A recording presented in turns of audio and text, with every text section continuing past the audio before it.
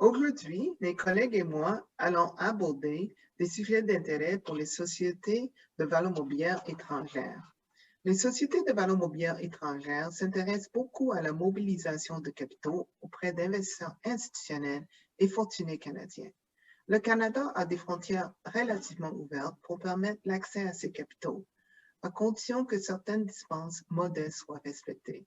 Avec des experts de premier plan en droit de valeurs mobilières, de dérivés, de lutte contre le blanchiment d'argent et de sanctions économiques, le quartier Tétrault a mis en place un service annuel de conformité conçu pour aider les entreprises étrangères à se conformer aux modalités de ces dispenses.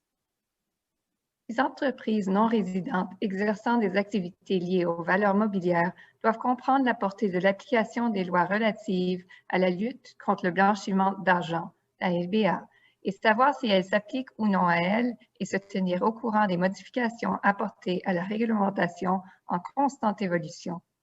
CANAF, l'organisme de réglementation de la LBA, a publié des interprétations indiquant qu'il considère que les entités qui se prévalent de la dispense accordée aux courtiers internationaux ou la dispense accordée aux conseillers internationaux soient assujetties à la loi.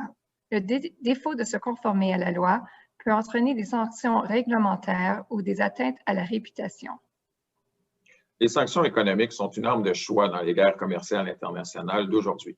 De plus en plus de pays comptent sur elles pour atteindre leurs objectifs de politique étrangère. Il existe généralement deux types de sanctions.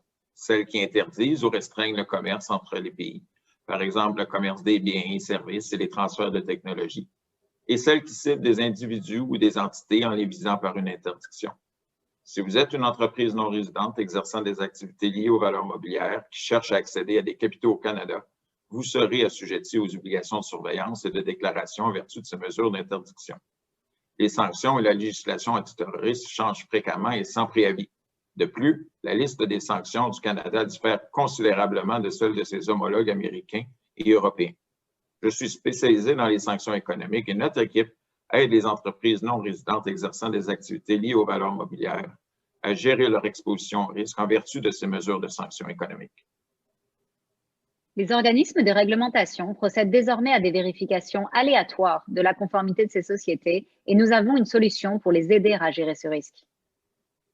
Ce bulletin s'adresse aux entreprises non résidentes exerçant des activités liées aux valeurs mobilières qui veulent servir des clients canadiens.